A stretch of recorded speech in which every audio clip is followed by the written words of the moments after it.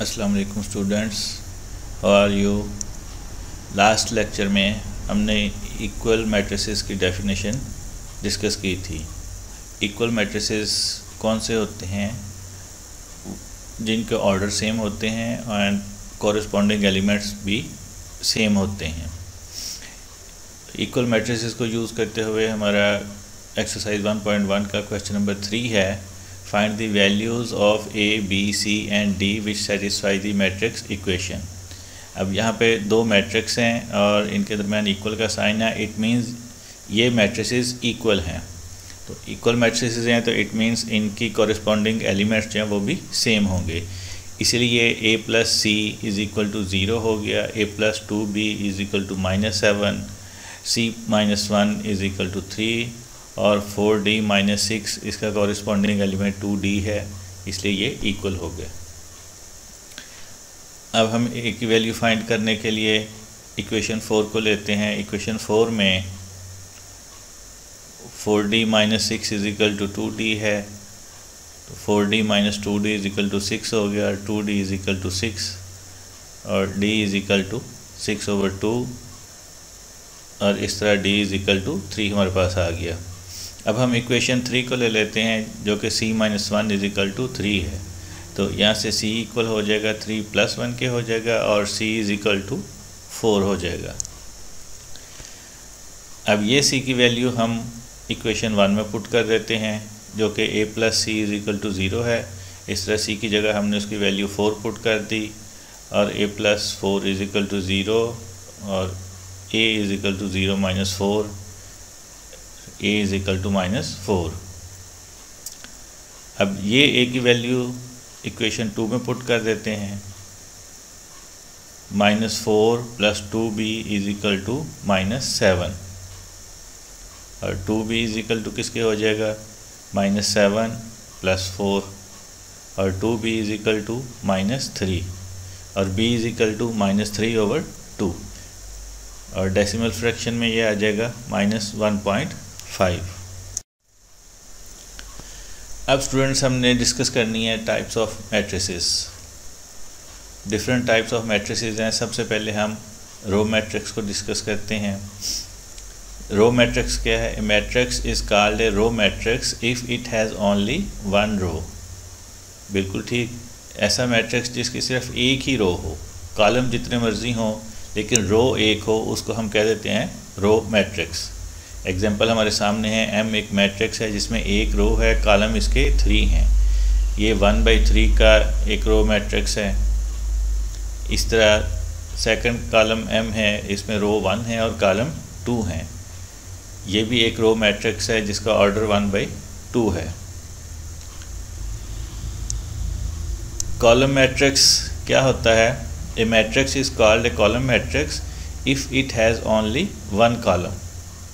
यानी ऐसा मैट्रिक्स जिसमें सिर्फ एक ही कॉलम हो, नंबर ऑफ रोज़ की कोई लिमिट नहीं है लेकिन कॉलम एक हो, इसको हम कह देते हैं कॉलम मैट्रिक्स। जिस तरह एग्जांपल m है, इसमें एक मैट्रिक्स है जिसमें एक ही कॉलम है और मैट्रिक्स n है जिसमें एक ही कॉलम है। तो ऐसे मैट्रिसेस कॉलम मैट्रिक्स कहलाते हैं। m कॉलम मैट्रिक्स है ऑर्डर 2/1 का और n कॉलम मैट्रिक्स है ऑर्डर 3/1 का। रेक्टेंगुलर मैट्रिक्स, रेक्टेंगल बॉयज़ किसे कहते हैं? ऐसा मैट्रिक्स जिसकी लेंथ और विड्थ डिफरेंट होती है। इसी बुनियाद पर ये रेक्टेंगुलर मैट्रिक्स डिफाइन किया गया है। A matrix m is called rectangular if the number of rows of m is not equal to the number of columns of m। जी, ऐसा मैट्रिक्स जिसमें रोज़ और कॉलम की तादाद बराबर ना हो, जैसा कि a मैट्रिक्स है, इसमें नंबर ऑफ़ रोज़ 2 हैं और नंबर ऑफ़ कॉलम्स 3 हैं, तो ये एक रेक्टेंगुलर मैट्रिक्स है। इसी तरह b मैट्रिक्स है, इसमें नंबर ऑफ़ रोज़ 2 हैं और नंबर ऑफ़ कॉलम्स 3 हैं, इसमें भी रोज़ और कॉलम्स की तादाद बराबर नहीं है, इसलिए ये भी रेक्टेंगुलर मैट्रिक्स है। सी मैट्रिक्स, इसमें नंबर ऑफ़ रोज़ 1 है और नंबर ऑफ़ कॉलम्स 3 हैं, ये भी रेक्टेंगुलर मैट्रिक्स है। इस तरह डी मैट्रिक्स हमें नज़र आ रहा है जिसमें रोज़ 3 हैं और कॉलम 1 है। तो इस एग्जांपल में ए बी सी डी चारों के चारों मैट्रिसेस जो हैं वो रेक्टेंगुलर मैट्रिक्स हैं, क्योंकि इन सब के ऑर्डर में रोज़ और कॉलम इक्वल नहीं हैं।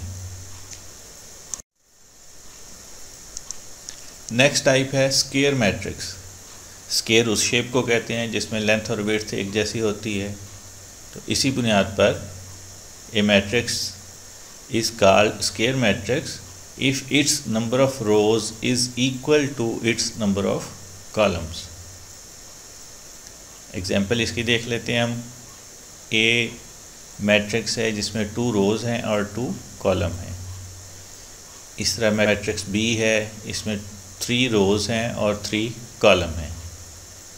और मैट्रिक्स सी है, इसमें 1 रो है 1 कॉलम है। ए को भी अगर देखें तो इसमें रोज़ और कॉलम इक्वल हैं। बी को भी देखें तो इसमें रोज़ और कॉलम इक्वल हैं। इस तरह अगर हम सी मैट्रिक्स को देखें तो इसमें भी रोज़ और कॉलम एक जैसे हैं। इसलिए ये a b c matrices square matrix कहलाते हैं। नल और ज़ीरो मैट्रिक्स, नाम से हमें समझ आ रही है ज़ीरो मैट्रिक्स है। A matrix M is called a null matrix or zero matrix if each of its entries is 0. Note that null matrix is represented by O, यानी ऐसा मैट्रिक्स जिसकी तमाम एंट्रीज जो हैं वो ज़ीरो हों, और नल मैट्रिक्स को O से ज़ाहिर किया जाता है। अब एग्जाम्पल में पहला मैट्रिक्स 2×2 ऑर्डर का है, इसमें ऑल एंट्रीज 0 हैं, ये भी नल मैट्रिक्स कहलाएगा। सेकंड मैट्रिक्स है जिसका ऑर्डर 1/2 है, ऑल एंट्रीज 0 हैं, ये भी नल मैट्रिक्स कहलाएगा या ज़ीरो मैट्रिक्स कहलाएगा। नेक्स्ट है 2/1 ऑर्डर का मैट्रिक्स है, ये भी ज़ीरो मैट्रिक्स है। इसी तरह 2/3 ऑर्डर का मैट्रिक्स है, ये भी ज़ीरो मैट्रिक्स है। और नेक्स्ट है 3/3 ऑर्डर का मैट्रिक्स जिसमें ऑल एंट्रीज 0 हैं, ये मैट्रिक्स भी नल मैट्रिक्स कहलाएगा। नेक्स्ट हमारी टाइप्स है मैट्रिक्स की। Transpose of a matrix, A matrix obtained by changing the rows into columns or columns into rows of a matrix is called transpose of that matrix. If A is a matrix, then its transpose is denoted by A transpose. Example, A matrix है हमारे पास 3×3 का, जिसकी first row है 1 2 3। अब इसके transpose में इस रो को चेंज कर दिया गया है कॉलम में 1 2 3। A मैट्रिक्स की सेकंड रो है 2 1 0। अब इसको चेंज कर दिया गया है कॉलम 2 1 0 में। थर्ड रो है -1 4 -2, इसको चेंज कर दिया गया है कॉलम -1 4 -2 में। तो अब ए मैट्रिक्स की रोज़ को कॉलम में चेंज करने से हमें मैट्रिक्स जो हासिल हुआ है वो ए का ट्रांसपोज कहलाता है। सेकंड एग्जांपल में बी मैट्रिक्स है हमारे पास जिसमें 2 रोज़ हैं और 3 कॉलम हैं। अब इसका फर्स्ट कॉलम क्या है 1 2, इसको हमने चेंज कर दिया रो 1 2 में। सेकंड कॉलम है 0 -1, इसको चेंज कर दिया रो 0 -1। थर्ड कॉलम है 2 3, इसको चेंज कर दिया हमने रो में। अब बी ट्रांसपोज बी का ट्रांसपोज कहलाता है।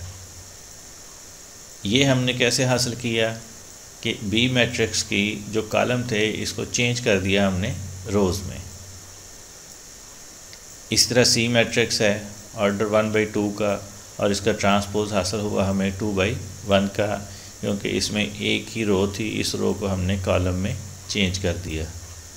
तो अब ये तीनों एग्जांपल से हमें समझ आ रहा है कि एक मैट्रिक्स अगर हमें दिया हुआ हो तो उसका ट्रांसपोज मालूम करने के लिए उसकी रोज़ को कॉलम में चेंज कर देना है या कॉलम को रो में चेंज कर देना है। Negative of a matrix, let A be a matrix, then its negative minus A is obtained by changing the signs of all the entries of A। यानी अगर हमारे पास एक मैट्रिक्स A हो तो उसका नेगेटिव हासिल करने के लिए हम A मैट्रिक्स की तमाम एंट्रीज़ जो हैं उनका साइन चेंज कर देंगे। जैसे एग्जांपल में हमें नज़र आ रहा है A मैट्रिक्स है, इसकी फ़र्स्ट रो 1 - 2 है, सेकंड रो 3 4 है। तो अब नेगेटिव ऑफ A हमने हासिल करना है तो अब A के साथ नेगेटिव साइन आ जाएगा, जो भी मैट्रिक्स हो A B C जो भी हो उसके साथ नेगेटिव साइन आ जाएगा और तमाम एंट्रीज़ के साइन जो है अब चेंज हो जाएंगे, जैसा कि हमें यहाँ पे नज़र आ रहे हैं। थर्ड है, नेक्स्ट है symmetric matrix. Square matrix is symmetric if it is equal to its transpose, that is matrix A is symmetric if A transpose is equal to A। यानी अगर हम एक मैट्रिक्स है उसका ट्रांसपोज ले लें, यानी उसकी रोज़ को कॉलम में चेंज कर दें या कॉलम को रोज़ में चेंज कर दें, तो नया हासिल होने वाला जो मैट्रिक्स है वो A के ही इक्वल हो तो फिर हम उसको कह देते हैं सिमेट्रिक मैट्रिक्स। जिससे इस एग्जांपल में हमें समझ आ रही है कि M हमारे पास एक मैट्रिक्स है जिसकी फ़र्स्ट रो है 1 2 3, सेकंड रो है 2 - 1 4 और थर्ड रो है 3 4 0। ये एक स्क्वायर मैट्रिक्स है। इसका अब हम ट्रांसपोज ले रहे हैं तो इसकी फ़र्स्ट रो को हमने फ़र्स्ट कॉलम में चेंज कर दिया, सेकंड रो को सेकंड कॉलम में चेंज कर दिया, थर्ड रो को थर्ड कॉलम में चेंज कर दिया। अब अगर हम गौर करें तो चेंज करने के बाद भी, यानी ट्रांसपोज लेने के बाद भी जो हमें मैट्रिक्स नज़र आ रहा है वो बिल्कुल M जैसा है, यानी ये M का ट्रांसपोज जो है वो M के इक्वल ही है। तो ऐसा मैट्रिक्स जो है जिसका ट्रांसपोज भी उसके इक्वल हो, ऐसे मैट्रिक्स को हम सिमेट्रिक मैट्रिक्स कहते हैं। और ये कंडीशन इस एग्जांपल में पूरी हो रही है, इसलिए इसमें जो M मैट्रिक्स है ये सिमेट्रिक मैट्रिक्स कहलाएगा। Skew symmetric matrix, square matrix A is said to be skew symmetric if A transpose is equal to negative of A। यानी अगर एक मैट्रिक्स का हम ट्रांसपोज लें और ट्रांसपोज जो है वो उसके नेगेटिव के इक्वल आए तो ऐसा मैट्रिक्स जो है वो स्क्यू सिमेट्रिक मैट्रिक्स होता है। एग्जाम्पल इसकी है, ए मैट्रिक्स है 0 2 3 -2 0 1 और -3 -1 0। अब इसकी रोज़ को कॉलम में चेंज करके हमने मैट्रिक्स AT यानी ट्रांसपोज ऑफ A हासिल किया। और अब अगर इसमें से हम माइनस कॉमन लेते हैं, अब माइनस कॉमन लेने से ये हमारे पास जो मैट्रिक्स बन गया ये 0 2 3 -2 0 1 और -3 -1 0 बन गया। और ये मैट्रिक्स जो है बिल्कुल A मैट्रिक्स के इक्वल है, तो इसलिए जो A ट्रांसपोज लिया है वो नेगेटिव ऑफ A के इक्वल आ गया है। अब क्योंकि इसमें A ट्रांसपोज जो है वो नेगेटिव ऑफ A के आया है, इसलिए ये A मैट्रिक्स जो है स्क्यू सिमेट्रिक मैट्रिक्स कहलाएगा। उम्मीद है आज के लेक्चर में जो हमने टाइप्स ऑफ मैट्रिसेस डिस्कस की हैं वो आप अच्छी तरह समझ गए होंगे। इन डेफिनेशंस को अच्छी तरह हमने लर्न करना है और अंडरस्टैंड करना है। अपना और अपने घर वालों का ख्याल रखें। Stay home, stay safe. अल्लाह हाफिज़।